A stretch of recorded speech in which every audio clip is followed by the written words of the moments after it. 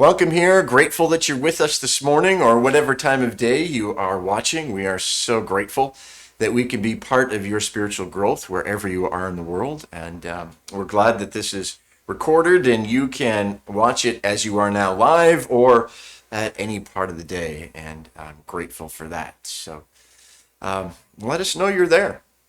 Say hello, write a comment, interact. We'd love to hear from you. Well, let's take some time to pray together. So join me in prayer.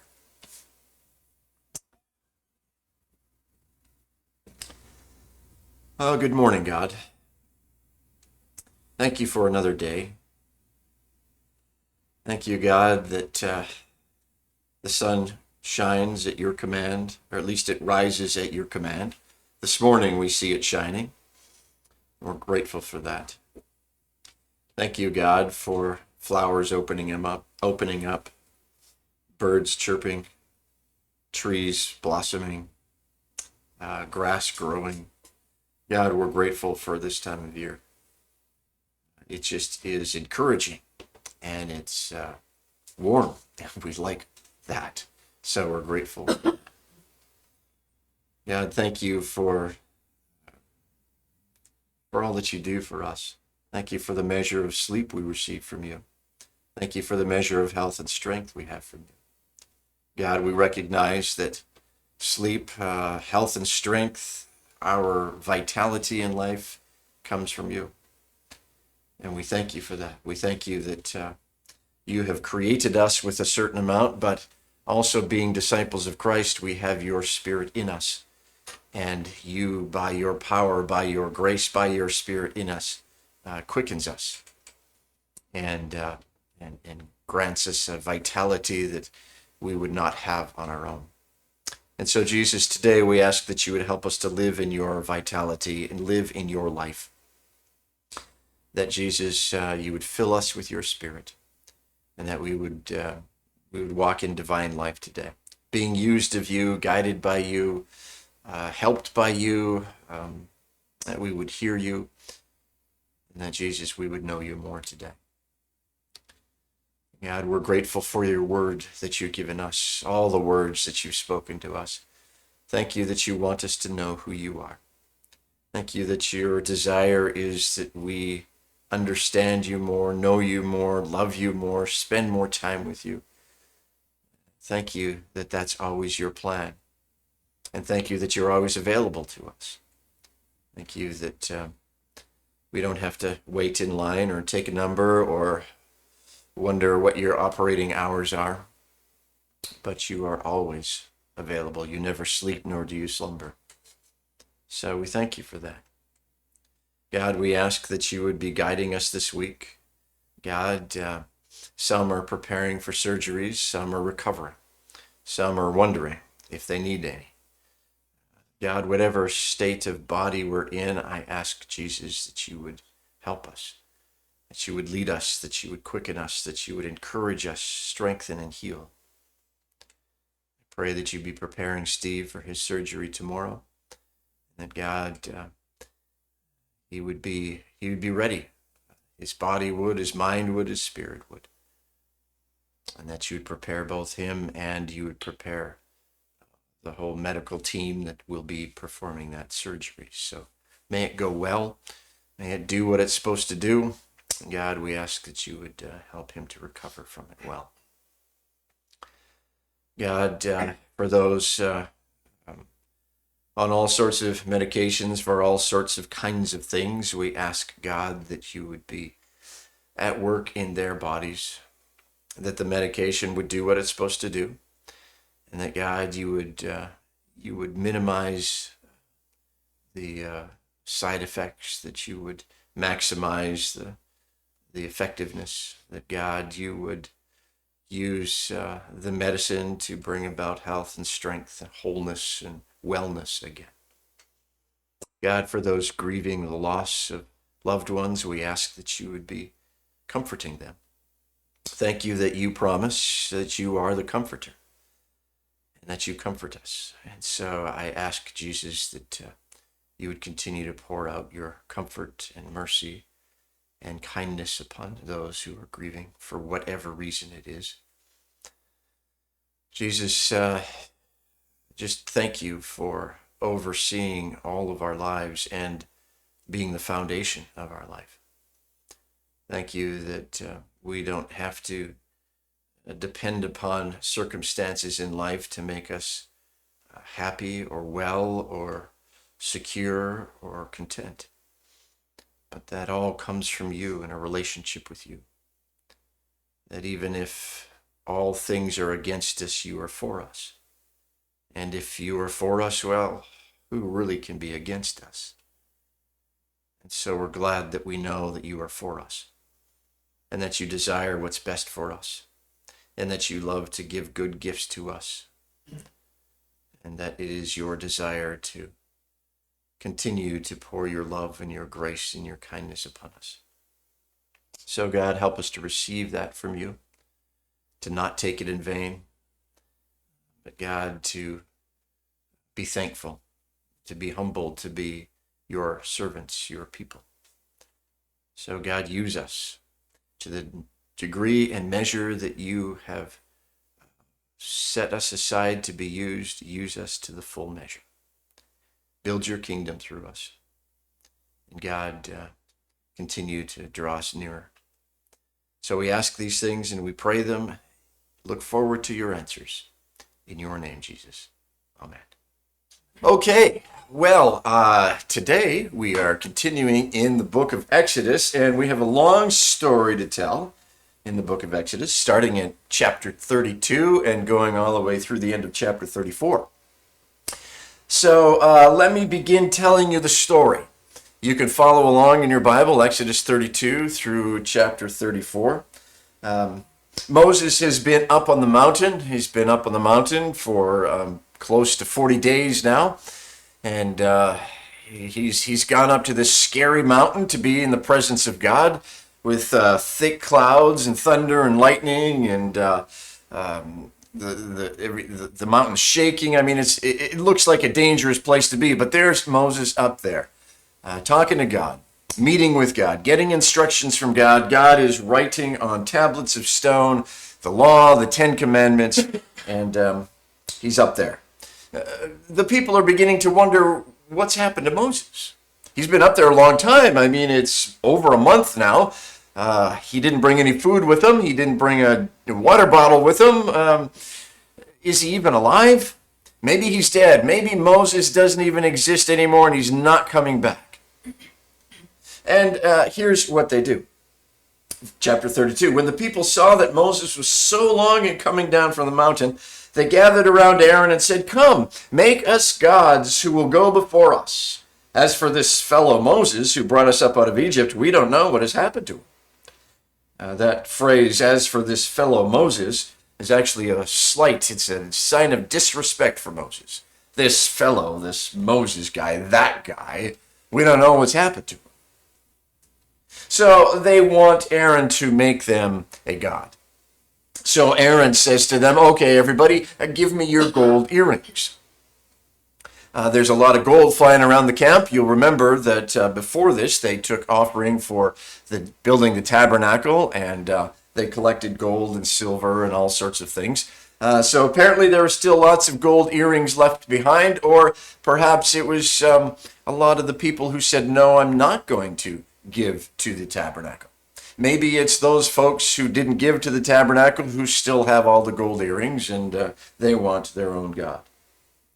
So they take the gold earrings and they give them to Aaron. Verse 4, he took what they handed him and made it into an idol cast into the shape of a calf, fashioning it with a tool. Then they said, "These are your gods, O Israel, who brought you up out of Egypt." When Aaron saw this, he built an altar in front of the calf and announced, "Tomorrow there will be a festival to the Lord." So the next day, the people rose early and sacrificed burnt offerings and presented fellowship offerings. After they sat down to eat and drink, or after that, they sat down to eat and drink and got up to indulge in revelry. So they give the gold to Aaron. Aaron makes a cast of a calf. He pours the gold in, and they have their idol. The calf, by the way, is probably worshiping calves was popular in Canaanite religion and also in ancient Ugaritic, which is Mesopotamian, sorry, which is where Abraham originated in the land of Ur, of Chaldea in the Mesopotamia area. So they're probably just kind of going back to what's popular. And they decide a calf would make a good representation for God. And Aaron says, well, let's have a festival to the Lord. I'll build you an altar, and we will sacrifice, and we will have a festival to Yahweh, to Jehovah, to the Lord God of Israel. Interesting that he believed that he could make something that represented God, and that somehow they could have this golden calf set up and have it represent God and say, now let's worship Jehovah through this calf. It doesn't work that way. So they love it. They say that's a great idea. They have this great feast. They're all getting drunk, and they have this orgy is what's happening here. They're out of control. Meanwhile, up on the mountain, Moses is with God, and God says to Moses, Moses, we got a problem with your people. He says in verse 7, go down because your people, whom you brought out of Egypt, have become corrupt. They've been quick to turn away from what I commanded them and made themselves an idol cast in the shape of a calf. They've bowed down to it and sacrificed to it and have said, these are your gods, O Israel, who brought you up out of Egypt. I have seen these people, the Lord said. They are a stiff-necked people. When you think of stiff-necked, think of putting a lead rope around the neck of a donkey. And if that donkey doesn't want to go anywhere, it's not going anywhere. You can tug and pull, and the only way you get it moving anywhere is you hook it to your half-ton and you drag it along. But that's kind of the picture of a stiff-necked person. Not moving no matter what. So God says, leave me alone so that my anger may burn against them and I may destroy them. And I'll make you in a great nation. And Moses says, no. Don't make me in a great nation. They're your people. You brought them out of Egypt. And so would you turn from your fierce anger? Remember your servants, the promise you made to Abraham, Isaac, and Jacob that you'd make a great people, a great nation. So God, that's your word, that's your promise. So I'm asking you to keep your promise. They're your people. And so God says, okay, I won't do that, but you better get down there. So Moses has the 2 tablets written, in which is written the law. And he begins heading down the mountain. On the way down the mountain, he picks up Joshua. Joshua apparently is somewhere on that mountain waiting for Moses. They head down the mountain. Verse 17, when Joshua heard the noise of the people shouting, he said to Moses, there's a sound of war in the camp.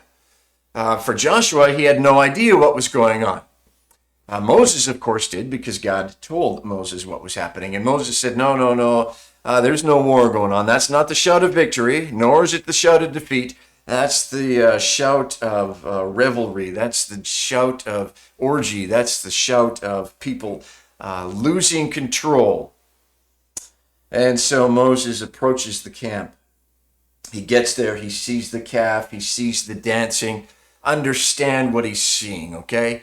He's seeing a golden calf, an idol that they've set up. He sees an altar on it, and maybe the smoke is still coming up from the altar. And he sees people running around naked, half naked, in sexual positions, all drunk, having this huge orgy, thinking this is a wonderful thing. And Moses is aghast. And Moses throws down the stones.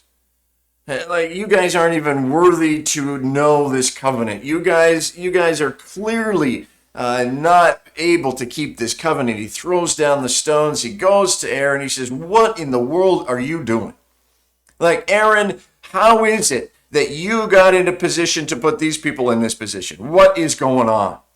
And Aaron says, well, it's kind of like this.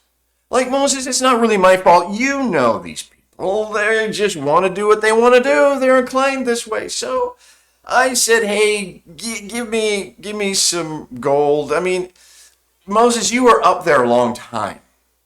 So it's partly your fault, Moses, because you were gone a long time. And we said, hey, where's God? Where's Moses? I don't know. So we better have a representation down here with us. And so I just, got all this gold, melted it down, put it in this mold, and out came this calf. It's kind of a miraculous thing, don't you think? Well, Moses is not thinking it's a miraculous thing. Moses is angry. Moses takes the calf, he burns it, he grinds it into a fine powder, and Moses throws that gold powder into the river, where their drinking water is. And he says, there, now drink. Drink to your gods if you want to. So he is still very angry. He says, man, Aaron, you let them get out of control. They're just a laughing stock to the nations around us. Like, who would take us seriously? Who would take God seriously with this kind of stuff going on? And so Moses calls to himself. He stands at the entrance of the camp, and he calls to himself, anybody who is against this, anybody who is for God, who wants to know the true and living God, come to me, he says. And all the Levites rallied to him. That's verse 26. The Levites are Moses' tribe. Moses is a Levite. Aaron is a Levite. And so all the Levites come to support Moses. Really what Moses was saying is, choose your God. Whose God do you want? Which God do you want? And so they come to him. And then he said to them in verse 27, this is what the Lord, the God of Israel, says. Each man strap a sword on his side. Go back and forth through the camp from one end to the other, each killing his brother and friend and neighbor. The Levites did as Moses commanded, and that day about 3,000 of the people died. Then Moses said, you have been set apart to the Lord today, for you are against your own sons and brothers, and he has blessed you this day. So the Levites, they take their swords and they go through the camp, and all those who are still unrepentant, all those who don't care, all those who say, get out of my face, we're going to do what we want to do, they're struck down by the Levites. And the Bible indicates that some of them were their friends, some of them were their relatives, some could have even been their brothers. And so that day, Moses says, because you followed God, because you wanted to serve the true and living God, because you were in his presence, you're set apart today. You're set apart from that old life to the new life. You are now set apart to do his work, which I think is why God sets apart the Levites to be the ones who set up the temple, to be the ones who take it down, to move it, to do all the work in it, and to be the high priests. Well, the next day, Moses says to all the people, I'll go talk to God for you. I'll see if I can atone for this sin of yours. Let's see how it goes. So Moses goes into the tent of meeting. The tent of meeting, we actually read about it in chapter 33, verses 7 through 11. But the tent of meeting is not the tabernacle. Before the tabernacle was built, Moses had a tent that he set up, and it was a tent of prayer, really, and he would go there to meet with God. And whenever Moses went there, the cloud or the pillar of fire would descend upon that tent, and everybody knew that God was talking to Moses. Moses was in God's presence. So Moses says, well, let me go to the tent, let me go to God's presence and see if I can atone for this. So Moses talks to God, and he says, you're right, God, it is a great sin that they have committed. They've made themselves gods of gold. But in verse 32 of chapter 32, he says, but now please forgive their sin. And God, if you can't forgive their sin, well, then just take my life in exchange for theirs. God, blot me out of the book of life instead of them. But God, forgive them. The Apostle Paul says something very similar in Romans chapter 9 and 10. 9 and 10. Paul is talking about the Israelites, and he says to God, save the Israelites, these people who are stiff-necked, these people who killed the Messiah, these people who refused to believe in who Jesus is. God saved them. And if it needs me to die in their place, I would be accursed so that they would be blessed. So Paul and Moses believed so very much in the forgiveness of God and the character of God to forgive that they put their life on the line, as it were, as an atonement for their brothers and sisters. And God says, I'm not going to take your life. I will forgive. I'm not going to take your life, Moses. I will forgive them. But understand this, sin as a penalty. Moses, sin as a penalty. And those who sin and unrepentant, I will blot out of my book of life. Because sin has a penalty. And furthermore, he says, I will punish them for their sin, and God sent them a plague. We don't know much about the plague. We just read it in verse 35. The Lord struck the people with a plague because of what they did with the calf Aaron had made. So, things don't end up well for the camp of Israel. Things don't end up well for those who demanded a golden calf and were engaged in revelry and drunken orgy. Then Moses in chapter 33, the Lord says to Moses, okay, they've sinned. I've forgiven their sin. Sin has been punished. Sin is a penalty. They paid that penalty, so let's move on. Let's get back on track. Let's start thinking about the promised land again. Let's start making preparations to go there. And he says in verse 2 of chapter 33, I will send an angel before you. And that angel, again, he's renewing the promise. That angel will drive away the Canaanites, the Amorites, the Hittites, the Perizzites, the Hivites, and the Jebusites. Go up to the land flowing with milk and honey, but I will not go with you, because you're a stiff-necked people, and I might destroy you on the way. So God says, I'm no longer going with you. My presence will no longer be with you. I'll send you an angel, and the angel will show you the way, but you won't see the cloud and the pillar of fire anymore, because I cannot go with you. Because if you sin like this again, I'm going to break out against you, and there might not be time for Moses to come and say, forgive them, and I will destroy you all. So God says, I can't be in the presence of your sin. Moses comes out of the tent of meeting and tells everybody, here's what's happened. Because you rejected God, because you didn't want to be in God's presence, here's what's happened. God's presence is no longer with us. God's not going to lead us. He'll send an angel, but not his own presence. And the people, they take off their ornaments, they take off their earrings, they take off their jewelry, they take off all the gold that they were wearing, which reminds them of the golden calf, and they grieve their sin. It's a sign of repentance. They take off their ornaments, their jewelry, their gold. They take off that which is representative of their desire to have their own God, and they're repentant. The story goes on. God says to Moses, okay, Moses, come back up the mountain. Come back up because we need some new tablets. So Moses chisel out some tablets, and just like the first ones, come on up and I will give you the law again.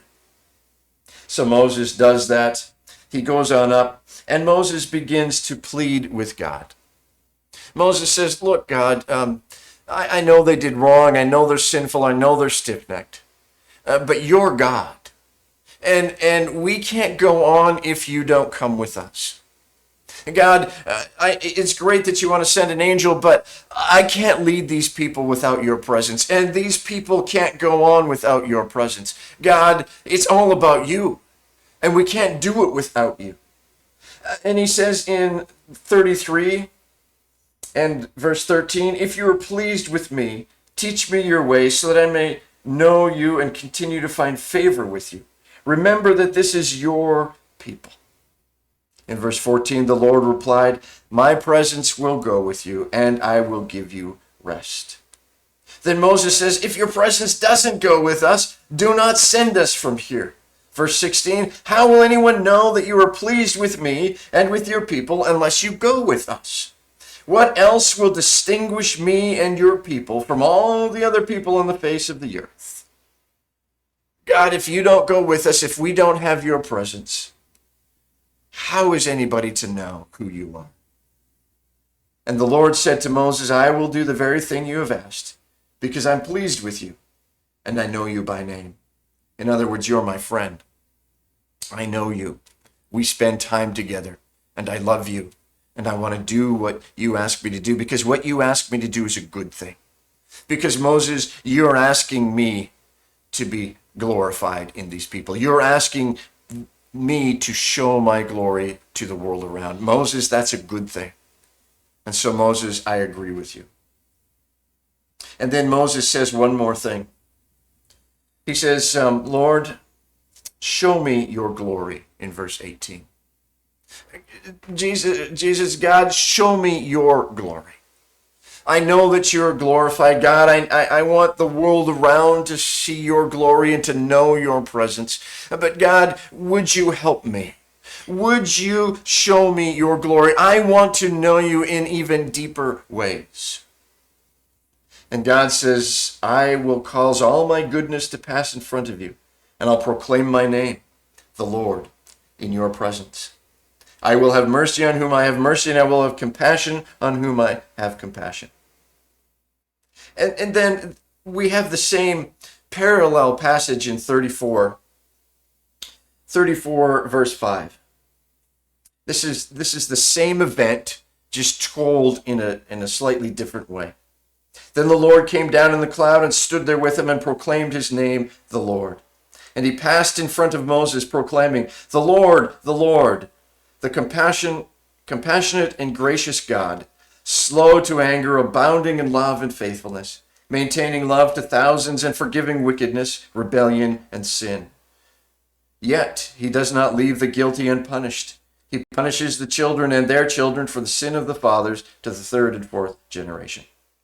Moses bowed to the ground at once and worshipped, O Lord, if I have found favor in your eyes, let the Lord go with us. Although this is a stiff-necked people, forgive our wickedness and our sin, and take us as your inheritance.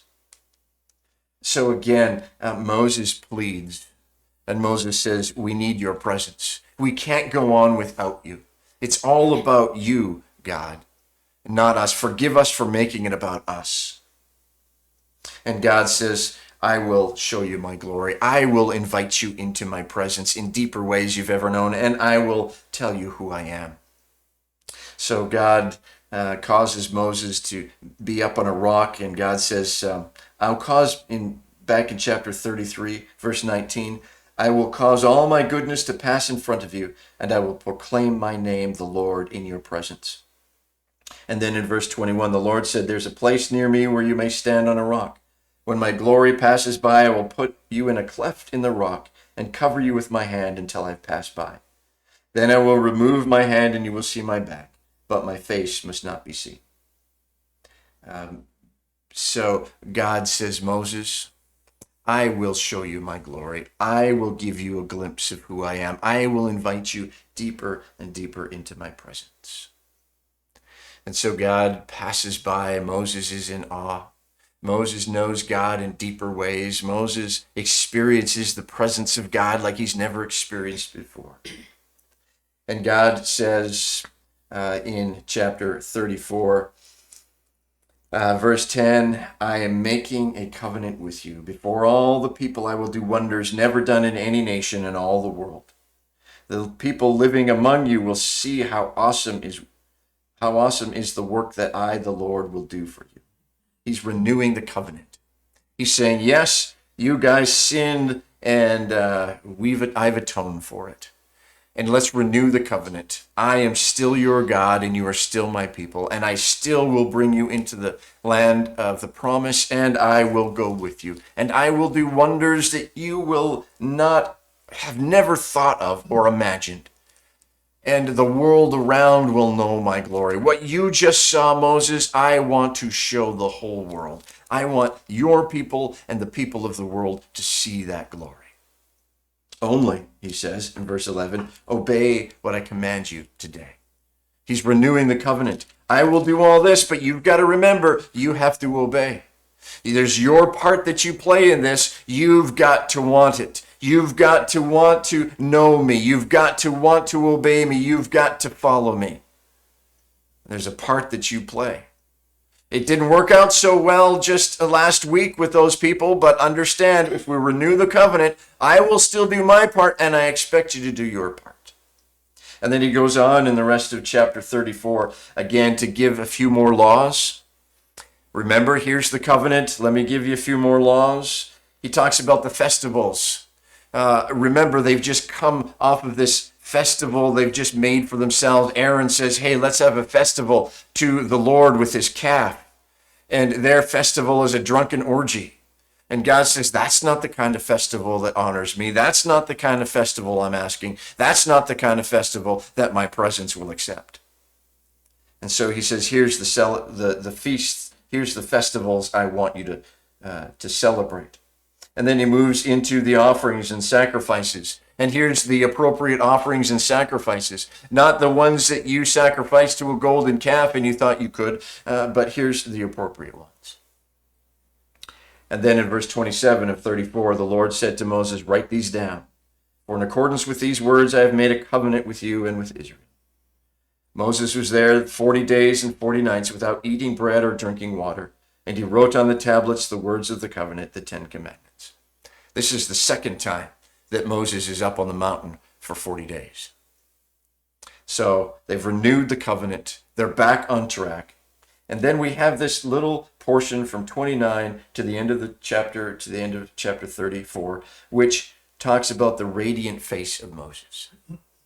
When Moses came down from Mount Sinai with the 2 tablets of the testimony in his hands, he was not aware that his face was radiant because he had spoken with the Lord. When Aaron and all the Israelites saw Moses, his face was radiant, and they were afraid to come near him. But Moses called them. So Aaron and all the leaders of the community came back to him, and he spoke to them. Afterward, all the Israelites came near, and he gave them all the commands the Lord had given him on Mount Sinai. When Moses finished speaking to them, he put a veil over his face. But whenever he entered the Lord's presence to speak with him, he removed the veil until he came out. And when he came out and told the Israelites what he had been commanded, they saw that his face was radiant. Then Moses would put the veil back over his face until he went to speak with the Lord. We had this same phrase, this same radiance in chapter 33, verses 7 through 11. That whenever Moses speaks with God, his face is radiant. So what's all this about? There's the story. It's the story of incredible disobedience, but incredible forgiveness. Is the story about disobedience? Is the story about idolatry? Is the story about leadership? Is the story about followership? What's this story about? Well, I suggest to you, as the title of this sermon suggests to you, that this story is about the presence of God. It's about the presence of God. It's about being near God. It's about being with God.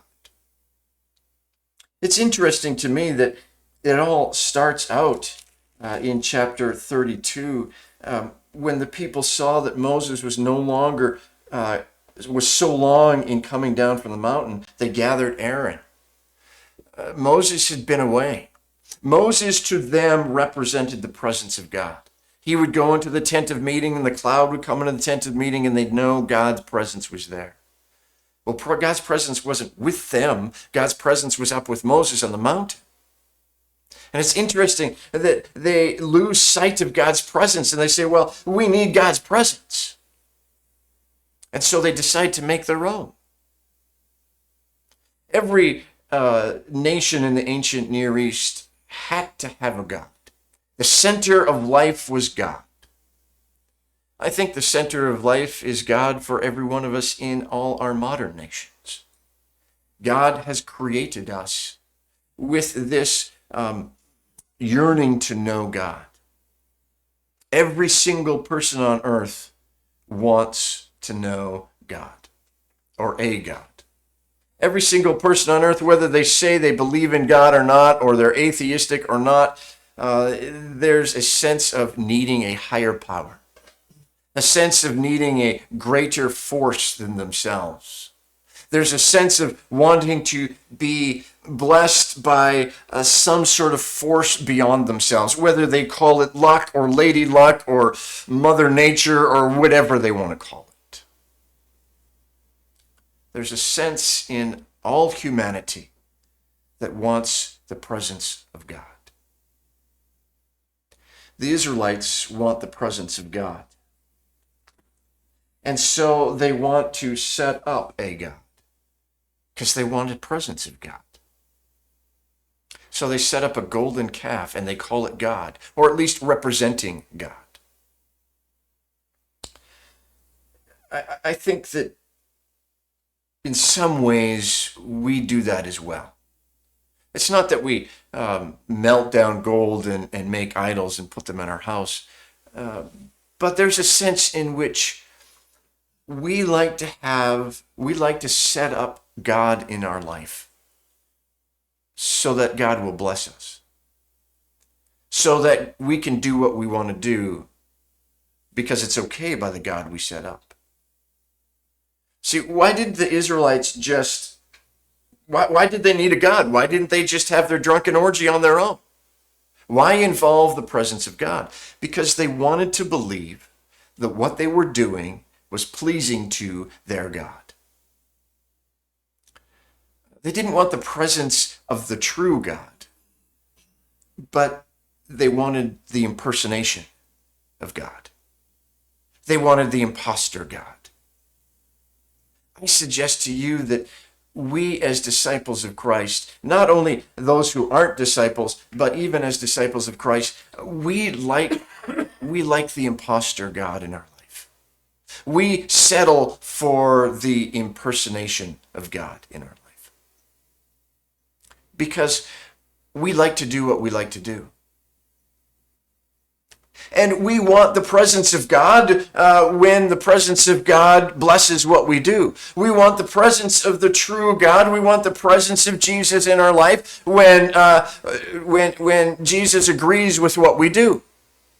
We want the presence of Jesus in our life when it's giving us blessing, when it's giving us wealth, when it's giving us whatever it is that we want. But when the presence of Jesus stands against what we want to do, we look for an imposter. We look for an impersonating Jesus, one who let us do what we want to do. Sometimes I think we want the presence of God not for obedience, but just for blessing.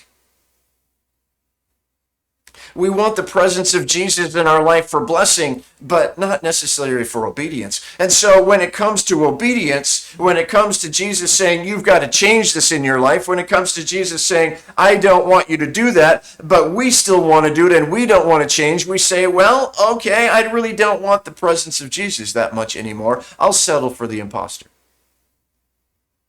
So Jesus, you're still my God, but I'm going to serve this God as well. Because this golden calf God lets me do what I want to do. So I'm happy with the imposter God. I'm happy with the impersonation God. Because I get to do what I want to do. As the story goes on, we see more about the importance of the presence of the true God. Moses knows it. When God says, hey, look at what your people are doing, whom you are leading out of Egypt. Look at what you guys are doing. What they're your people, Moses. Moses says, no, God, they're your people. Moses clearly says, they're your people whom you brought out of Egypt in verse 11. They're yours, God. Don't take your presence away from them. They don't think your presence is important to them, but I know it is. So God, don't disassociate yourself from these people. They're your people. They need your presence. I recognize, Jesus, that they aren't following your presence. They aren't obedient to your presence. They don't really want your presence because they know what they're doing is against what you want. And they've traded your presence for an imposter, for someone who's impersonating you, but they need your presence. Because God, if you leave them, if your presence isn't with them, they're doomed. And they will just go farther and farther and farther into sin.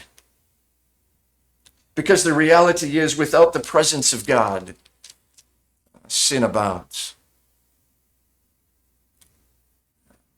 When we are not seeking the presence of God, when we don't want the true and living God and we want to know him more, we are likely sinning more. Because we want to do what we want to do. And so we don't want to go deeper into the presence of God. We simply want the imposter God. We are satisfied with the impersonator God. Sounds like God, sings the same songs as God, but I like the tone of it better, and I like that some of the words are changed. Some people like to hear, some people think that the Elvis impersonators sing some of the songs that Elvis sang better than Elvis. They prefer the impersonator Elvis over the real Elvis. I think sometimes we as Christians, we prefer the impersonator God, the impersonator Jesus, than we do the real Jesus. And Moses knows the danger of that. Moses knows that if he lets the impersonator God continue in the camp, then the camp will go farther and farther away from the presence of the real God. And one day they'll be empty. They'll have nothing but the impersonator. They'll have nothing but an imposter. And the presence of God will be gone from their lives. And so he says to the people, whoever is for the Lord, come to me. And so the Levites come to him. And that is a pretty crazy kind of passage that we read, that the Levites, they get their swords and they kill brother and friend and neighbor. And we say, how in the world can you do that? Like, why would you do that? I'm sure glad God doesn't ask me to do that. Well, he has. Turn with me to Luke chapter 14, verse 26. Luke chapter 14, verse 26. There are large crowds traveling with Jesus, and he begins to teach them. And he says in Luke 14:26, if anyone comes to me and does not hate his father and mother, his wife and children, his brothers and sisters, yes, even his own life, he cannot be my disciple. And anyone who does not carry his cross and follow me cannot be my disciple. Down in verse 33 of 14, it says, in the same way, anyone who does not give up everything, he cannot be my disciple. Did you catch that? Anyone who comes to me and doesn't hate his father or mother or his brother and sister or his children, even his own life, cannot be my disciple. What is Jesus saying? Jesus isn't saying you got to look at your spouse and hate them, or look at your children and tell them you hate them.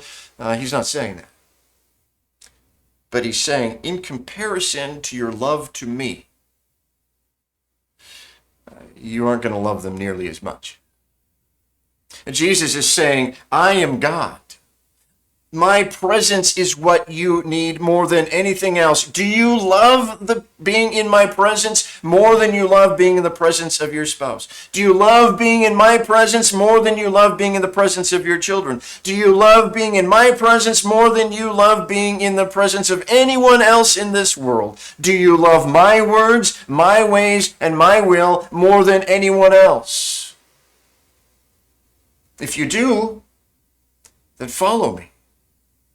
If you do, get rid of the impersonator God.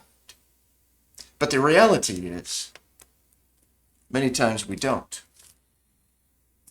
Many times we say, no, I love something else more than I love you, God. I love my money more than I love your presence. I love my wife more than I love your presence. I love my job more than I love your presence. I love my car more than I love your presence. I love the way I can get angry and take revenge more than I love your presence. I love to do what I want to do more than I love your presence. I would rather be in control of my life than have you in control of my life. So I'm going to look for an imposter. I'm going to look for the impersonator God because I like the way the impersonator God speaks more than you. I like the tone of voice the impersonator God uses. I like that the impersonator God is okay with me being in drunken orgies. I like that. I want an impersonator God because the very presence of the real Jesus is hard.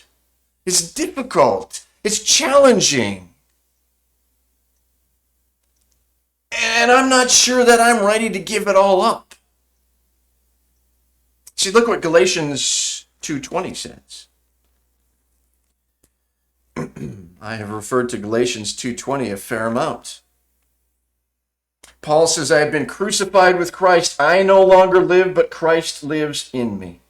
The life I live in this body, I live by faith in the Son of God who loved me and gave himself up for me. Jesus is saying, will you give yourself up for me? Do you love me more than anything else?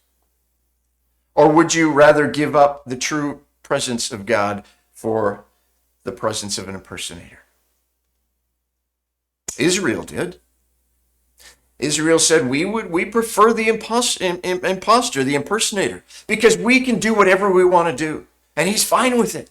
Look, there's the calf, not getting angry, not striking us down, enjoying it just like we are. This is great. But Moses knows it's wrong.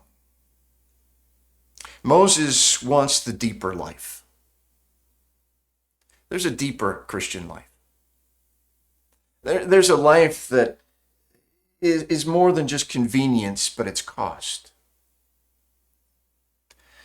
The presence of God, if we want the presence of God, we have to understand that it's more than just convenience, it's cost. It's more than just connection with Christ, it's crucifixion with Christ. It's dying to self. It's dying to self-control. It's dying to control of others. It's saying that, God, you mean more to me. Your presence means more to me than the presence of any other thing or anybody else that I have in this life. And I'm willing to die to my desires. I'm willing to die to my dreams. I'm willing to die to everything that I want because I want you more. That's why Moses said, God, show me your glory. Like, this is Moses who spends days with Jesus, with God, in the tent. And the cloud comes and the pillar of fire comes and Moses is face to face with God. He's with him. He's up on the mountain 40 days and he's talking to God. And this is the same Moses that if anybody knows God more than anybody else in the world, it's Moses. Yet Moses says, I want to know you more. So show me your glory. Show me more. Give me more of your presence. Because God, I want to know you. I want to be filled to the fullness I can with you. I want everything you want. I want to be everything you want me to be. I want to do everything you want to do through me. I don't want to settle for the impersonator God. I don't want to settle for the imposter God. I want the true and living God, and I want to know your presence. And so God shows him his glory and says, this is who I am. I'm the God of faithfulness. I'm the God of mercy. I'm the God of kindness. I'm the God of forgiveness, but I'm the God of justice. I'm the God who says sin has a penalty, but I'm the God who paid the penalty. I'm the God who says, come and know me in greater and greater measure. I'm the God who gladly says, I will show you my glory. Do we want his glory? Do we seek his presence? Or do we seek and are satisfied with the imposter, with the impersonator God? The one who tells us things we like to hear. The one whose voice is kinder or gentler or at least more agreeable to us. Are we crucified with Christ? Are we picking up our cross and following him? That means, are we dying daily to self? Do we want a God of convenience? Or are we willing to have a relationship with God cost something? Because it will. It does. Dying to self costs. Sometimes we want God for the connection and not the crucifixion. We want him for comfort and not commitment. We want God for salvation, but not sanctification. We want the presence of God for to be happy and not to be holy. Sometimes we're satisfied to be helpful, but not holy. See, I do some good things for God. I helped out. I did some yard work for somebody. I gave a bit of money to somebody. I prayed with somebody. I'm helpful. But do we want to be holy? There's a deeper life. A life that says, I want to know God to the fullness that I can possibly know God. But the cost is our own will. The cost is our own ways. The cost is our own words. Do we want the presence of God or the imposter God? We say we want to know God more. God, I want to know your presence. We pray for the presence of God. But when it comes to tithing, sometimes we like the imposter God. Because the presence of the true God says, I want you to tithe. I want you to give. I want you to build God's kingdom with what I've given you. And we say, I like the voice of the impersonator God because he's not asking for much. We want the presence of God, we say, and we pray for the presence of God, except when we want to express our anger and lose our temper. Then I want the imposter God. I want the impersonator God because I can do that with him. We say we want the presence of God until it's got to change something in our life, the way we view things. I want the presence of God in my life, but I still want abortion to be correct. That's the imposter God that says it is. You can't be in the presence of God and accept abortion as perfectly fine and not against God's will, because it is against God's will. I want more of the presence of God, but I want to vote for LGBTQ. You can't. Do you want the presence of God or do you want the imposter God? What does God say?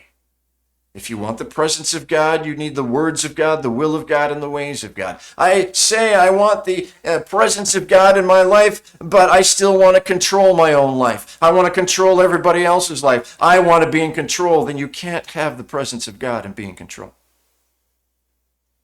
You just want the impersonator God, because the impersonator God says, sure, you can be in control. Do what you want. This story is about the presence of God. This story challenges us. We might say, I would never make a golden calf. I would never get drunk in drunken orgies like that. I would never do that. Yes, we do. Because we do what we want to do. And we like the voice of a God that says, you can do what you want to do. If you have God for salvation, it's enough. Don't worry about the sanctification part. If you have God for health and happiness, don't worry about the holiness part. If you've got God slightly, then don't worry about going deeper with God. That's what the imposter God says. The true and living God says, come to me. Know me. Understand that the presence of God is greater than any other presence.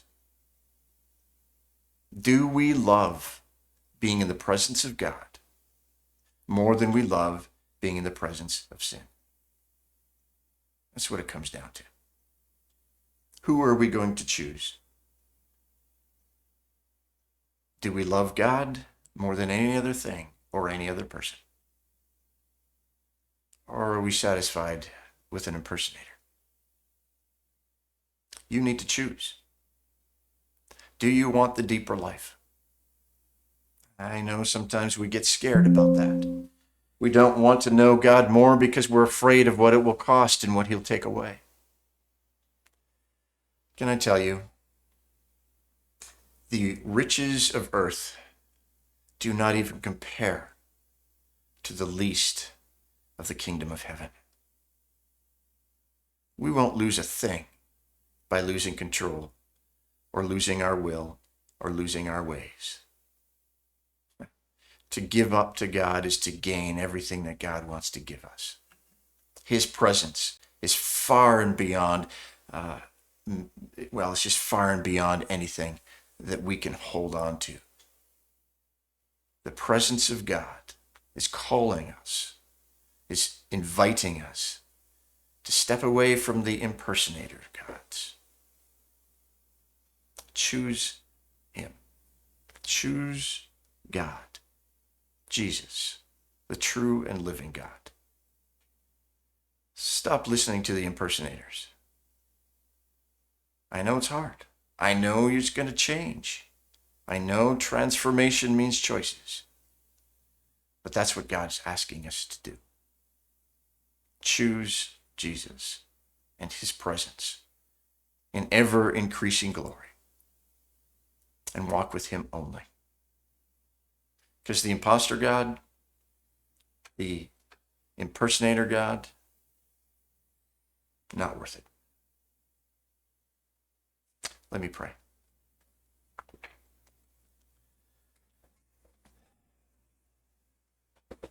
Jesus,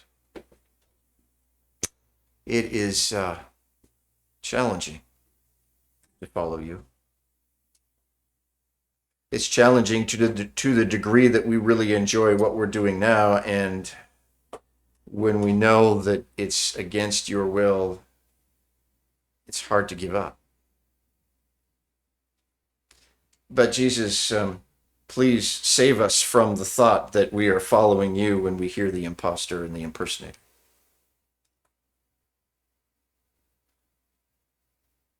Jesus, teach us to desire your presence more than any other. So help us. Help us to live for you. In your name I ask and pray. Amen. I just want to close with reading once again the words from Moses in Exodus 33, part of 16. In talking about God's presence, Moses says, "What else will distinguish me and your people from all the other people on the face of the earth?" Nothing but the presence of Jesus in us and with us and for us. May you know the presence of God, the presence of Christ with you more and more each day. And may you desire his voice. And may we be able to say no to the imposters and stay with Jesus. Amen.